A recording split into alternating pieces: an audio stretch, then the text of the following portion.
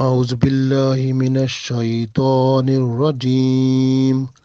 بسم الله الرحمن الرحيم. وإذ جعلنا البيت مثابة للناس وأمنا واتخذوا من مقام إبراهيم مصلى وعهدنا إلى إبراهيم وإسماعيل أن طهر بيتي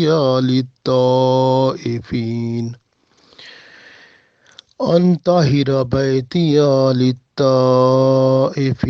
والعاكفين والركع السجود. عزیز دوستو، السلام علیکم ورحمۃ اللہ وبرکاتہ۔ سورۃ البقرہ آیت نمبر 125 تلاوت کی ہے۔ اس میں اللہ تعالیٰ اپنے گھر بیت اللہ کے بارے میں ارشاد فرماتا ہے کہ بیت اللہ ایسا اللہ تعالیٰ کا گھر ہے جہاں اللہ تعالیٰ کی رحمتیں اور برکتیں ہیں اور امن و سکون ہے، اور وہاں پر مقام ابراہیم ہے جو آپ کی جائے نماز ہے، آپ کا قبلہ ہے۔ اور اللہ تعالیٰ نے یہ بھی فرمایا ابراہیم علیہ السلام اور اسماعیل علیہ السلام کو، جن کو متولی بنایا، اور فرمایا کہ آپ یہ میرے گھر کو صاف ستھرا رکھا کرو اور اس کو پاک صاف رکھا کرو، تاکہ وہ لوگ جو طواف کرنے آئیں اور اعتکاف کرنے آئیں یا رکوع کرنے آئیں یا سجدہ کرنے آئیں تو ان کا دل جو ہے وہ لگ جائے، یعنی دل جمی سے وہ کام کریں، عبادت کریں، اور خشوع خضوع سے وہ اللہ کو یاد کریں، اور اللہ کی طرف ان کا ذہنی، جسمانی، روحانی ہر طرح سے وہ جو ہے ان کا ہم آہنگی ہو جائے اور پورے کے پورے اللہ کی عبادت میں لگ جائیں۔ تو اس لیے جب صفائی ہوتی ہے تو پھر بندے کا دل خوب لگتا ہے۔ اس لیے اللہ نے فرمایا کہ صاف ستھرا رکھا کریں اور پاکیزگی اور صفائی کا خاص خیال رکھیں، تاکہ وہ لوگ جو آئیں تو وہ ان کو عبادت کرنے میں دل جمی، خشوع خضوع اور اللہ کی رحمت اور برکت آسانی سے مل جائے، اور وہ خوشی سے ہی اور دل سے ہی وہ اللہ کی عبادت کریں۔ پڑھتے ہیں، اللہ تعالیٰ ارشاد فرماتا ہے وَإِذْ جَعَلْنَا، اور اِذ جب، اور جب، جعلنا ہم نے بنایا، بیتا اس گھر کو، یعنی بیت اللہ کو، اللہ کے گھر کو۔ اللہ تعالیٰ فرما رہا ہے کہ اور جب ہم نے اس گھر کو بنایا، یعنی اس خانہ کعبہ کو بنایا، مثابتاً، تو ہم نے اس کو بنایا مثابہ۔ مثابہ کا مطلب ہوتا ہے ثواب دینے والا، یعنی یہاں سے ثواب ملتا ہے للناس سے لوگوں کو، تو لوگوں کو یہاں سے ثواب ملتا ہے کہ اللہ تعالیٰ بہت زیادہ ثواب عطا فرماتا ہے، کیونکہ وہ جو ہے نا بندے جب آتے ہیں گناہ گار ہوتے ہیں، اللہ تعالیٰ گناہ معاف فرما دیتا ہے، پھر اللہ تعالیٰ ان کو اجر و ثواب اتنا عطا فرماتا ہے کہ وہ دوزخ کی بھول جاتے ہیں، اللہ تعالیٰ ان کو جنتوں میں داخل فرما دیتا ہے، بڑے کرم فرماتا ہے اللہ تعالیٰ۔ تو اس لیے اللہ نے فرمایا یہاں ثواب جو ہے وہ ملتا ہے لوگوں کو۔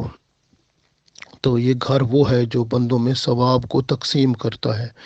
اور پھر مثابہ کا ایک اور مطلب بھی ہے کہ یہاں پر بار بار واپس پلٹنے، بار بار واپس یعنی پلٹنا۔ تو اس کا مطلب یہ ہے کہ جو بندہ یہاں پر ایک دفعہ آتا ہے نا، تو تمام مخلوق میں سے اس کا دل پھر دوبارہ وہ سکون نہیں پاتا، اس کا دل ادھر ہی لگا رہتا ہے، یعنی اللہ کے گھر کی طرف۔ تو اس کا دل ہر وقت یہی کہتا ہے کاش میں وہاں اللہ کے گھر کو دیکھوں، وہاں جاؤں، دوبارہ اللہ کے گھر کی طرف جاؤں۔ اس کا دل ہی، وہ دوسرے لفظوں میں بندہ جو اصل ایمان والا ہوتا ہے نا، وہ تو خود چلا جاتا ہے نا، لیکن وہ اپنا دل کہتے ہیں نا، وہ دل یہیں چھوڑ جاتا ہے۔ تو یہ حالت ہو جاتی ہے، اس لیے اللہ نے فرمایا کہ وہ اس کا دل ادھر ہی ہوتا ہے، لگا ہوتا ہے۔ تو چاہے بندہ جہاں بھی ہو تو وہ دل سے ادھر ہی ہوتا ہے، گویا اس کا دل ادھر ہی لگا ہوتا ہے۔ اس لیے اللہ نے فرمایا مثابتاً للناس، ایک ایسی جگہ جو لوگوں کے دوبارہ پلٹنے کی ہے، لوگ واپس ادھر ہی آتے ہیں۔ اور یہاں سے یہ بھی ملتا ہے کہ ہم اللہ تعالیٰ نے، کیونکہ اللہ نے ہی روحوں کو جسموں میں ڈالا اور دنیا میں بھیجا، پھر ہم نے اللہ کی طرف واپس ہی جانا ہے نا، تو یہ وہی بات بھی ہو سکتی ہے، کیونکہ بندہ مر کے پھر اللہ کے پاس ہی تو جاتا ہے، تو یہ اس طرح کی بات بھی ہے۔ تو اس طرح سے ہم اللہ کی طرف ہی جانے والے ہیں، تو اللہ کی طرف بندے کا دل لگا رہتا ہے گویا۔ تو یہ اس وجہ سے یہ ایک بہت بڑے کامیابی ہے بندے کو، جو جائے اور اس کا دل جو ہے وہ وہیں رہ جائے گویا، وہ اس کا دل اللہ کی یاد سے ہی بس سکون پائے اور دل کہے بار بار جاؤں۔ تو اس لیے مثابتاً للناس یہ فرمایا گیا، مثابہ کا مطلب ایسی جگہ جہاں بار بار پلٹنے کو دل چاہے، تسکین ملے ہی نہ ملے تو بس یہی کہ کاش میں وہاں پہنچ جاؤں۔ تو اس لیے اللہ نے فرمایا وہ امنا، اور اللہ تعالیٰ نے فرمایا اور ہم نے اس کو، امنا کا مطلب ہوتا ہے امن بنا دیا، امن و سکون بنا دیا، گویا وہ جگہ جو ہے نا خانہ کعبہ وہ امن و سکون ہے سب کے لیے۔ اس میں آپ نہ کوئی بھی جانور ہو، پرندہ ہو، کوئی چیز ہو، کیڑا مکوڑا ہو، کسی چیز کو نہ آپ مار سکتے ہیں، نہ تکلیف دے سکتے ہیں۔ ایون آپ آپس میں ہیں تو نہ ایک دوسرے پر ظلم کر سکتے ہیں، نہ ایک دوسرے کو کوئی قتل کر سکتا ہے، نہ کوئی فساد وہاں پیدا کر سکتا ہے، نہ جو ہے وہ گالیاں دے سکتا ہے، اور نہ ہی کہکے لگا سکتا ہے، نہ اونچی آوازیں پیدا کر سکتا ہے، اور نہ ہی جھوٹ بولنا اور غیبت کرنا، چغلی کرنا اور ہر قسم کی برائی بے حیائی کے کام، سب کچھ جو ہے یہ ختم وہاں، اس طرح کی کوئی چیز ہی نہیں ہے۔ ایسا ہے امن سکون جو صاف ستھرا ہے، اللہ اور اللہ کی یاد والا جو پسند ہے، اللہ اور اس کے اللہ کے ذکر کے سوا اور اللہ کے محبوب کے ذکر کے سوا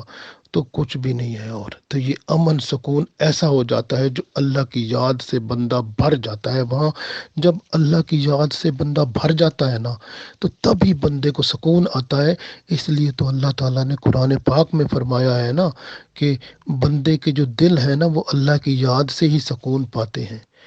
الا بذکر اللہ تطمئن القلوب، کہ وہ دل جو ہیں وہ سکون پاتے کہاں سے ہیں؟ اللہ کے ذکر سے۔ وہ سکون جب پاتے ہیں، ذکر اللہ کا ملتا ہے تو سکون آتا ہے، تو بندہ وہ پتہ ہی نہیں چلتا کتنا سکون، کیا وہ بندہ بیان نہیں کر سکتا۔ اس لیے جو ہے نا سکون ملتا ہی وہیں ہے۔ اور ویسے بھی امان کا مطلب یہ بھی ہے کہ اگر کوئی بندہ باہر قتل بھی کر کے جائے یا کچھ کر کے جائے تو وہاں اگر اس گھر میں چلا جائے اللہ کے گھر میں تو اس کو امان ہو جاتی ہے، وہاں پر نہ اس کو کوئی گرفتار کر سکتا ہے اور نہ پکڑ سکتا ہے۔ تو یہ گھر اس کو امان دیتا ہے، امن و سکون عطا فرماتا ہے۔ اس لیے اللہ کے گھر میں اگر کوئی بندہ ایسا چلا جائے جو باہر فساد کر کے گیا ہے تو شرعی طور پر بھی اس کو کچھ نہیں کر سکتے اس کو، کیونکہ اللہ کے گھر نے امان دے دی ہوتی ہے۔ پھر کیا کیا جاتا ہے، وہ اگر بہت زیادہ مسئلہ ہے اس بندے سے تو پھر اس بندے کے لیے جو کھانا پینا دوسری چیزیں ہوتی ہیں تو وہ ان پر پابندی لگائی جاتی ہے، تاکہ وہ بندہ اس طرح کی صورتحال پیدا کی جائے تاکہ وہ باہر آئے، اور باہر آئے تو پھر اس کو گرفتار کیا جائے۔ تو یہ ہوتا ہے، اور وہاں اس کے اندر اللہ کے گھر میں اس کو کچھ بھی نہیں کر سکتے ذرہ بھر بھی، اس وجہ سے۔ ہاں، اللہ کے گھر کے اندر کوئی بندے کو اجازت نہیں ہے کہ وہاں جا کر فساد پیدا کرے۔ اگر کوئی بندہ اللہ کے گھر کے اندر جا کر فساد پیدا کرتا ہے تو شرعی طور پر وہیں سے اس کو گرفتار کرنے کے حکم ہے، اس کو گرفتار کیا جائے اور اس کو سزا دی جائے، اس کو پھر وہ لے جائیں گے باہر اور اس کو سزا ملے گی، کیونکہ اس نے اللہ کے گھر کے اندر جا کر یہ کام کیا جہاں پر اس کو تو سکون کی جگہ ہے، اور سکون کی جگہ پر اس نے ایسا کام کیا جو کہ اللہ کے حکم کے خلاف تھا، جو قرآن میں بات آئی ہے، قرآن کی آیت کے خلاف کیا اس نے، اللہ کے حکم کے خلاف کیا، لہٰذا وہ قابل سزا ہوگا۔ اس لیے اس کو وہیں سے ہی گرفتار کر کے لے جایا جائے گا۔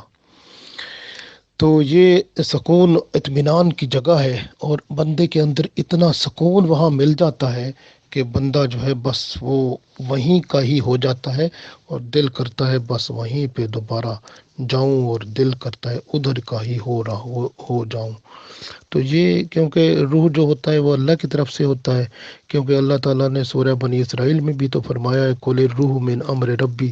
کہ فرما دیں لوگوں کو کہ روح جو ہوتا ہے وہ اللہ کے حکم سے ہوتا ہے، اللہ کی طرف سے ہوتا ہے۔ تو پھر اللہ کے ساتھ جب وہ روح جو ہوتا ہے دل، اس روح کا سکون اللہ سے ہی ملتا ہے، اللہ کے ذکر سے، کیونکہ وہ دل جو ہوتا ہے نا وہ روح کے ساتھ منسلک ہوتا ہے، کیونکہ دل ایسی چیز ہے اس کے ایک طرف تو جسم ہے اور دوسری طرف روح ہے۔ تو روح اگر دل جو ہے وہ اللہ کا ذکر کرتا ہے تو پھر اس کا مطلب ہے وہ روح جو ہے وہ تر و تازہ ہو جاتا ہے، اور اگر ذکر کو چھوڑ دیتا ہے اور پھر کیا ہوتا ہے، اور پھر وہ جسم کے ساتھ تو رہے گا لیکن روح کے ساتھ تعلق وہ نہیں رہے گا۔ تو روح کے ساتھ تعلق پیدا کرنے کے لیے یہ اللہ کا گھر جو ہے وہ ایسی جگہ ہے جہاں پر روح جو ہے بندے کی زندہ ہوتی ہے، اور دل جو ہے وہ روشن ہوتا ہے، اور دل کی روشنی روح کو زندہ کر کے اللہ کے ہاں بندے کے گناہ معاف کرا کے اور اللہ سے اتنا ثواب، اجر و ثواب ملتا ہے کہ جس کی بندہ کچھ گن بھی نہیں سکتا۔ اللہ فرماتا ہے اس کے بعد آگے دیکھیں، اللہ تعالیٰ نے فرمایا وَاتَّخِذُوا مِن مقام ابراہیم مصلی۔ حضرت عمر رضی اللہ تعالیٰ عنہ نے رسول اللہ صلی اللہ علیہ وسلم سے عرض کیا کہ یا رسول اللہ صلی اللہ علیہ وسلم، کیا ہم ایسا نہ کریں کہ یہ مقام ابراہیم کو ہم مصلی بنا لیں؟ تو یہ انہوں نے نا التجا کی۔ ابھی اللہ تعالیٰ اتنا مہربان ہے کہ اللہ تعالیٰ کو یہ بات بہت پسند آئی، تو جبرائیل علیہ السلام آئے، انہوں نے آ کر رسول اللہ صلی اللہ علیہ وسلم کے سامنے عرض کیا کہ اللہ تعالیٰ ارشاد فرما رہا ہے وَاتَّخِذُوا مِن مقام ابراہیم مصلی، وَاتَّخِذُوا اور بنا لو میں مقام ابراہیم کے مقام کو مصلی، ابراہیم کے مقام کو مصلی بنا لو، یعنی مقام ابراہیم کو مصلی بنا لو۔ مقام ابراہیم کیا تھا کہ آپ نے دیکھا ہوگا جب آپ وہاں جائیں گے، جب جاتے ہوں گے حج کرنے یا عمرہ کرنے، تو وہاں پر شیشے کے صندوق میں ایک پتھر موجود ہے جس پر حضرت ابراہیم علیہ السلام کے دونوں پاؤں کے نشان موجود ہیں، اور وہ پتھر ایسا ہے کہ اس کے اوپر ابراہیم علیہ السلام کھڑے ہو کر یہ جو خانہ کعبہ ہے اس کی بنیادیں بنائی، پھر اس کی دیواریں جو ہیں وہ کھڑی کی تھیں، اور وہ پتھر ایسا تھا کہ جو اوپر چڑھتے تھے، یعنی دیوار بڑی ہوتی تھی، اونچی ہوتی تھی، تو پتھر بھی ساتھ ساتھ اونچا ہو جاتا تھا۔ تو اس طرح سے وہ پتھر جو ہے اس کو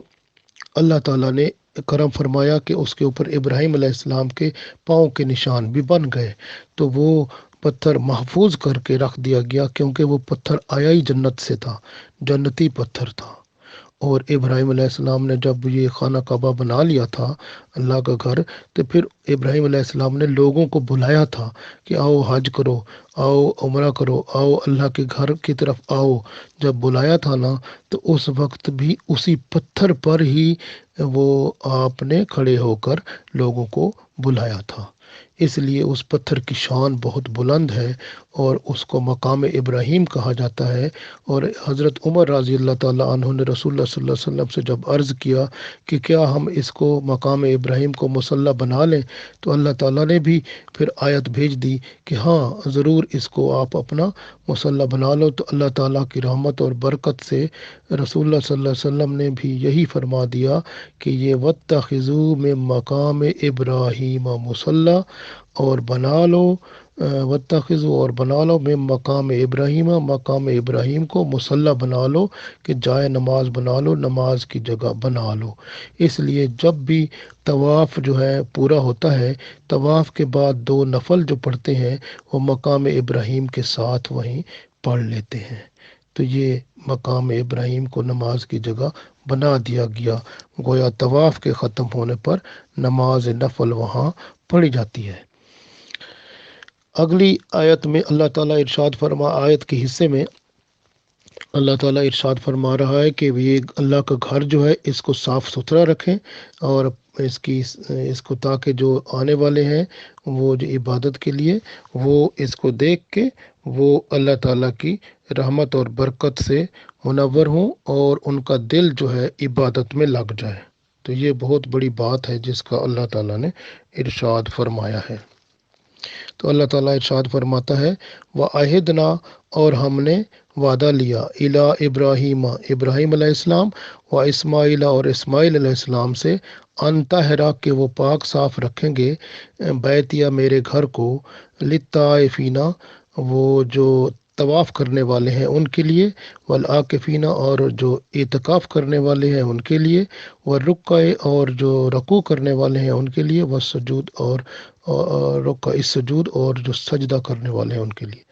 گویا اللہ تعالیٰ نے ابراہیم علیہ السلام اور اسماعیل علیہ السلام کو فرمایا کہ آپ جو ہے اللہ کے گھر کو پاک صاف رکھیں، یعنی میرے گھر کو اللہ نے فرمایا پاک صاف رکھیں تو اور صاف ستھرا رکھیں، تاکہ وہ جو طواف کرنے والے آئیں اور جو اعتکاف کرنے والے آئیں گے، یا رکوع کرنے والے اور سجدہ کرنے والے جو بھی ہوں گے، سب جب دیکھیں گے صفائی ستھرائی اور اس طرح خوبصورت ہے تو بہتر ہے، تو ایسے تر و تازہ اور فریش پائیں گے، تو وہ ان کا وہ دل جو ہے ادھر لگے گا عبادت کی طرف، وہ دل جمی سے عبادت کریں گے، خشوع خضوع سے عبادت کریں گے، عبادت کی لذت کو پائیں گے اور مزہ آئے گا ان کو۔ تو یہی اللہ تعالیٰ نے فرمایا کہ یہ کام آپ نے کرنا ہے۔ تو یہ اللہ تعالیٰ کی رحمت سے یہ خصوصی طور پر اللہ تعالیٰ نے ارشاد فرمایا۔ اسی طرح کو دیکھیں نا، مقام ابراہیم جو ہے یہ اللہ تعالیٰ کی طرف سے بہت بڑی رحمت ہے، جنت کا پتھر آیا اور دیکھیں اس پتھر کے پاس نماز پڑھنے کا حکم ہو گیا، کیونکہ یہ پتھر جو تھا حضرت ابراہیم علیہ السلام کی یاد میں ہے، اور یہ ہے کہ وہاں پر وَاتَّخِذُوا مِن مقام ابراہیم مصلی، کہ آپ جو ہے ابراہیم علیہ السلام کے مقام کو نماز پڑھنے کی جگہ بنا لو، تو یہ فرما دیا گیا۔ اچھا، جو آخر میں پیغام ہے وہ ذرا بڑا غور طلب ہے، جس میں اللہ تعالیٰ نے ارشاد فرمایا کہ وَعَہِدْنَا إِلَىٰ إِبْرَاهِيمَ وَإِسْمَاعِيلَ أَن طَهِّرَ بَيْتِيَ لِلطَّائِفِينَ وَالْعَاكِفِينَ وَرُكَّعِ السُّجُودِ، یہ صفائی اور پاکیزگی کا حکم کہ آپ میرے گھر کو پاک صاف ستھرا رکھیں۔ تو یہ حکم جو ہے یہ کیونکہ ابراہیم علیہ السلام اور اسماعیل علیہ السلام کو اللہ تعالیٰ نے متولی بنایا، اپنے گھر کا پاسبان بنایا، تو اس لیے اللہ تعالیٰ نے ان کو حکم فرمایا۔ اب یہاں پر ایک ہمیں سبق بھی ملتا ہے کہ وہ لوگ جو کہ مسجد کمیٹی والے ہوتے ہیں، کیونکہ وہ مسجد کے وہ ذمہ دار ہوتے ہیں، اس لیے ان کو یہ حکم ہے کہ وہ مسجد کو صاف ستھرا رکھیں، پاک صاف رکھیں، تاکہ جو آئیں لوگ ان کا دل جو ہے اس طرف لگے اور اللہ کی یاد میں، تاکہ وہ ذہنی، جسمانی، روحانی، قلبی ہر طرح کی لذت پائیں عبادت کی۔ تو یہ اللہ تعالیٰ کی طرف سے حکم، یا پھر جو متولی ہوتے ہیں مسجد کے، ان کو بھی یہی حکم ہے کہ وہ اپنی ذمہ داری نبھائیں اور گھر کو پاک صاف ستھرا رکھیں۔ اور پاک صاف ستھرا یہ نہیں ہے کہ صرف آپ جو ہے اس کو جو ہے اس میں سے گند کوڑ کباڑ نکال دیں اور صاف ستھرا رکھیں اور اس طرح سے نہیں، بلکہ یہ بھی ہے کہ اس کو شرک سے پاک کریں، کیونکہ سب سے بڑا گند جو ہے وہ شرک ہے۔ اور یہ جو یورپ اور امریکہ اور انگلینڈ اور اس میں جو ہے بہت ساری مسجدیں ہیں، اس میں کیا کرتے ہیں لوگ کہ وہ مسجد کے اندر جو ہے وہ ووٹ مانگنے کے لیے وہ دوسرے جو غیر مسلم ہیں ان کو لے آتے ہیں، اور بعض غیر مسلم جو ہوتے ہیں وہ جو ہیں عیسائی، یہودی یا دوسرے مذہب کے ہوتے ہیں، اور جب آ کر اپنا خطاب شروع کرتے ہیں تو وہ ان دا نیم آف جیزس جو اس طرح سے شروع کرتے ہیں۔ تو پھر ان دا نیم آف جیزس سے جب ایک بندے نے اگر مسجد کے اندر شروع کیا تو اس نے تو شرک، اللہ کو تو مسجد تو اللہ کی ہوتی ہے نا، تو وہ تو مسجد پھر اللہ کی نہ رہی، کیونکہ اس میں تو دوسرے اللہ کے شریک کا نام ہو گیا کہ وہ جو ہے نا وہ پھر اللہ تعالیٰ، کیونکہ وہ لوگ عیسیٰ علیہ السلام کو اللہ کا بیٹا کہتے ہیں، تو وہ شرک ہو گیا نا۔ تو وہ شرک جو ہے اگر وہاں پر مسجد میں ہو گیا تو سمجھو وہ پلیت جو ہے مسجد ہو گئی، کیونکہ اس کے اندر جو ہے شرک سب سے بڑی پلیت چیز ہے۔ اللہ کے سامنے سب سے بڑی گالی ہے، اور اتنا گندی چیز ہے، اتنا گند ہے شرک کہ اللہ تعالیٰ ہر چیز کو پاک کر دیتا ہے، بندے کو ہر چیز سے پاک کر کے جنت کے لائق بنا دیتا ہے، یعنی سب کچھ معاف کر کے۔ لیکن شرک ایسا گند ہے، وہ پاک ہی نہیں ہوتا، اور بندہ پاک اس سے ہو ہی نہیں سکتا، پلیت ہی رہتا ہے۔ پھر وہ پلیت جو ہوتا ہے نا، پھر اس کی جگہ جہنم ہوتی ہے، اس لیے شرک والا بندہ وہاں جاتا ہے۔ اس لیے حکم ہے کہ جو شرک والا جو ایسے لوگ ہیں نا، ان کو آپ مسجد کی جگہ میں نہ آنے دیں، اور ان کو آپ ہمیشہ جو شریعت کے اندر کام ہے وہ کریں، اور وہاں پر جیسے آپ سٹیج ہی لوگ دے دیتے ہیں ان کو، پھر وہ جب بات کرتے ہیں ان دا نیم آف جیزس یا اس طرح اپنے پھر وہ شرکانہ الفاظ بولتے ہیں اس میں بیچ بیچ میں، اور وہ اس طرح سے کام خراب ہو جاتا ہے۔ تو اللہ کا گھر جو ہے وہ پھر اللہ کے گھر میں جب ایسا ہو جائے تو سمجھو پھر وہ صفائی تو نہ ہوئی نا، پھر وہ جو مسجد کمیٹی والوں نے اگر اس کو بلایا تھا تو پھر وہ قیامت والے دن اللہ کو جواب تو دیں گے نا،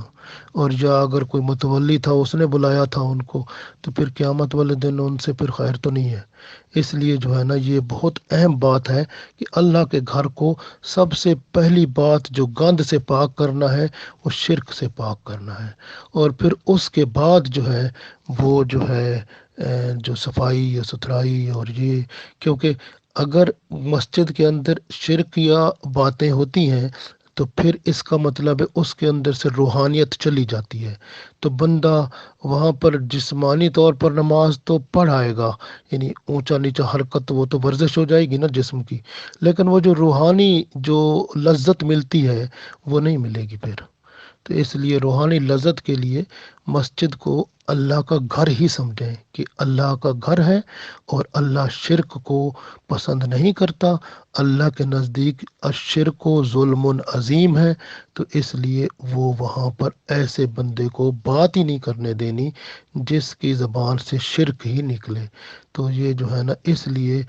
ووٹوں کے لیے یا سیاسی مقاصد کے لیے مسجدوں کو استعمال نہ کروائیں، اور اس طرح سے کام خراب ہو جاتا ہے، اللہ تعالیٰ کی رحمت نہیں آتی، پھر برکت نہیں ہوتی، اور معاملہ خراب ہو جاتا ہے۔ اس لیے اللہ پر بھروسہ کرنا چاہیے۔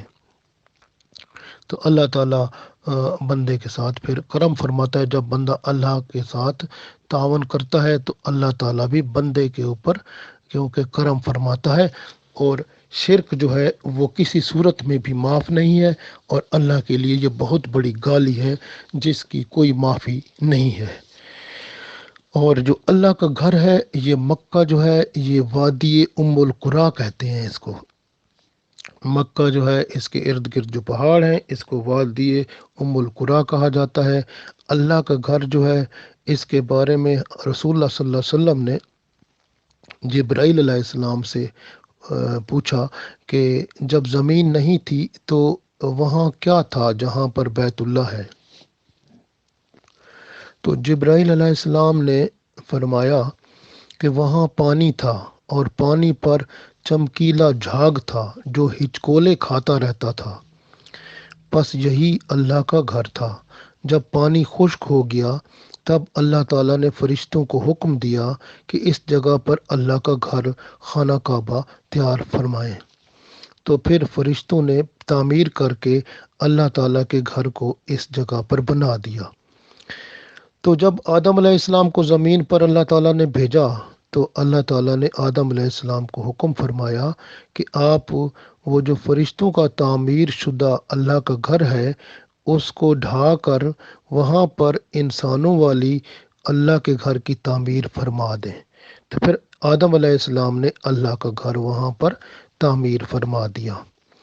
اس کے بعد وہ خانہ کعبہ آہستہ سے وہ گر گیا، جیسے وہ کیونکہ جگہ ہی ایسی ہے کہ وہ جیسے نیچے کی طرف ہے، تو وہ پانی جب بارش آتی ہے تو سارا پانی وہاں جمع ہو جاتا ہے، تو پھر اس وجہ سے وہ دیواریں گر گئیں، وہ گر گیا۔ پھر حضرت شیس علیہ السلام نے دوبارہ اس کی تعمیر کی تھی،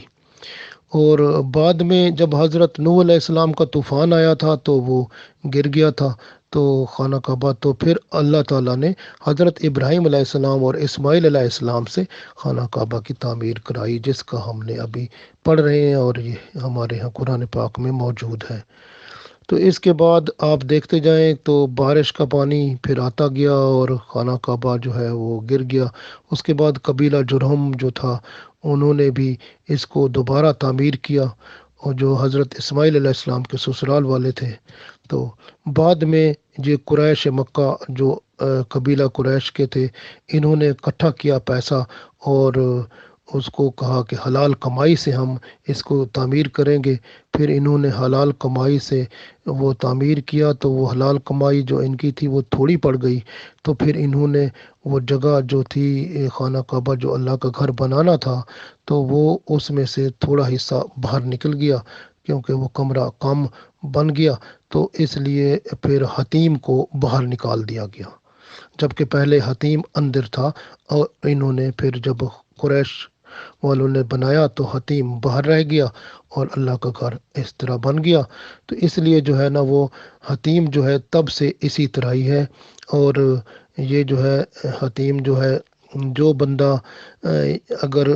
طواف کرتے ہوئے اگر حتیم میں سے گزر کر جاتا ہے تو اس کا طواف پورا نہیں ہوتا، کیونکہ حتیم تو خانہ کعبہ کے اندر کی جگہ ہے اور طواف تو باہر باہر سے ہوتا ہے، اس لیے جو طواف کرنے والا ہے وہ اس کو حتیم کے اندر سے نہیں گزرنا چاہیے اور بار بار سے جانا چاہیے، تاکہ اس کا طواف جو ہے وہ مکمل طور پر وہ ادا ہو جائے، یہ بہت ضروری ہے۔ اب کیا ہوا کہ اسی وقت جو ہے جب یہ قریش خانہ کعبہ کو بنا رہے تھے، تو اس وقت جو ہے اللہ تعالیٰ کی طرف سے خصوصی کرم ہوا، تو پھر قریش نے کہا کہ حجر اسود جو ہے اس کو وہ بندہ اٹھائے گا جو سب سے پہلے آئے گا۔ تو رسول اللہ صلی اللہ علیہ وسلم سب سے پہلے تشریف لائے، تو پھر آپ صلی اللہ علیہ وسلم نے فرمایا کہ چادر لاؤ، تو چادر کے اندر وہ حجر اسود کو ڈالا گیا۔ قریش قبائل کے جتنے بھی قبیلے تھے سب کے سرداروں کو رسول پاک صلی اللہ علیہ وسلم نے فرمایا کہ وہ اس چادر کو پکڑیں، سب نے اس کو پکڑا، تو پھر رسول پاک صلی اللہ علیہ وسلم نے حجر اسود کو اٹھا کر وہاں جہاں لگانا تھا اس جگہ پر لگا دیا۔ تو اس طرح سے یہ واقعہ بھی اس وقت پیش آیا تھا جب قریش نے خانہ کعبہ کی تعمیر کی تھی۔ اس کے بعد رسول پاک صلی اللہ علیہ وسلم نے جب فتح مکہ کیا تو آپ صلی اللہ علیہ وسلم نے دیکھا تو فرمایا کہ میں اس کو دوبارہ سنواروں گا، ماڈیفائی کروں گا خانہ کعبہ کو، کہ حتیم کو میں اندر داخل کروں گا، اور یہ جو خانہ کعبہ کا دروازہ اونچا ہے اس کو نیچے تک لے آؤں گا، اور یہاں دو دروازے بناؤں گا، ایک دروازہ آنے کا ایک جانے کا، یعنی ایگزٹ اور انٹرنس کا۔ تو اس طرح سے فرمایا، لیکن پھر فرمایا کہ اگلے سال اگر اللہ نے زندگی رکھی تو میں یہ کام کروں گا، لیکن اللہ تعالیٰ نے پھر آپ صلی اللہ علیہ وسلم کو بلا لیا۔ تو اس کے بعد عبداللہ بن زبیر رضی اللہ تعالیٰ عنہ نے یہ بات پوری کی، انہوں نے حتیم کو اندر کر دیا اور دو دروازے لگا دیے، ایک اندر جانے کا اور ایک باہر آنے کا، تو جیسے آپ صلی اللہ علیہ وسلم کا ارادہ تھا اس طرح سے۔ حجاج بن یوسف جو تھا اس کو پتہ چلا کہ خانہ کعبہ کی تعمیر جو ہے بدل گئی ہے، تو اس نے جو ہے وہ لشکر لے کر اس نے مکہ پر چڑھائی کر دی، عبداللہ بن زبیر رضی اللہ تعالیٰ عنہ کو شہید کر دیا، اور خانہ کعبہ کو پھر اس نے گرا کر تو پھر اس نے دوبارہ اسی شکل میں کر دیا جو کہ پہلے تھا، حتیم کو باہر کر دیا، اور وہی ایک دروازہ جو اونچا تھا بندے کی قد سے، یعنی وہ اس طرح کا اونچا دروازہ وہی لگا دیا۔ اور اس طرح کی صورتحال پر آج بھی جو ہم دیکھتے ہیں اللہ کا گھر وہ جو موجود ہے تو وہ اسی طرح سے ہے جو کہ حجاج بن یوسف نے بنایا تھا، تو اس طرح کی تعمیر پر اب بھی قائم ہے۔ اور پھر یہ ہے کہ مسجد جو ہے، جو بیٹھنے کی جگہ جہاں پر لوگ آتے ہیں نماز پڑھتے ہیں، تو جگہ تھوڑی تھی، پھر آہستہ آہستہ جو بھی بادشاہ آتے گئے تو وہ اس کو ایکسٹینڈ کرتے گئے، بڑھاتے گئے، تو اب ماشاءاللہ آپ دیکھیں تو یہ ابھی بھی وہ جو ہے مسجد کی جگہ اور بڑھائی جا رہی ہے، تو یہ سلسلہ چلتا رہتا ہے۔ تو اس وجہ سے اللہ تعالیٰ کا گھر جو ہے اس کی حفاظت کی ذمہ داری اللہ نے خود لی ہوئی ہے، اور اللہ تعالیٰ جیسے قرآن پاک کی حفاظت کی ذمہ داری اللہ نے خود لی ہے کہ اللہ تعالیٰ کے قرآن جو ہے کوئی بھی نہیں اس کو بدل سکتا، تو اس کے اندر نہ کوئی زیر زبر پیش، نہ کوئی کسی حرف کی کوئی عدل بدل کچھ نہیں ہو سکتا، نہ کوئی کر سکتا ہے، کیونکہ اللہ تعالیٰ خود ہی قرآن پاک کی حفاظت کرنے والے ہیں۔ اور اللہ تعالیٰ نے اپنے گھر کی حفاظت بھی کر کے دکھائی جب ابرہہ آ رہا تھا اس گھر کو ڈھانے کے لیے، تو اس وقت جو ہے اللہ تعالیٰ نے خود ہی ابابیل کے ذریعے اس کے لشکر کو تہس نہس کر دیا اور اپنے گھر کی حفاظت خود کی۔ تو اللہ تعالیٰ مہربان ہے، اللہ تعالیٰ بہت کرم کرنے والا ہے، اور ہم لوگ جو ہیں ہمیں اللہ کے گھر سے محبت اور عقیدت ہے اور رہے گی، اور اللہ تعالیٰ سے ہم سب دعا کرتے ہیں کہ اس گھر کی حاضری ہم سب کو نصیب ہو، بار بار نصیب ہو، حج اور عمرہ نصیب ہو، سب کو نصیب ہو، اور رسول اللہ صلی اللہ علیہ وسلم کے دروازے پر بھی ہم حاضری دیں اور سلام پیش کریں، اور اللہ کے حضور بھی حاضری دیں اور حج اور عمرہ سے مشرف ہوں، اور بار بار اللہ تعالیٰ ہمیں اپنے ہاں بلائے، اللہ تعالیٰ ہم پر کرم فرمائے، آمین۔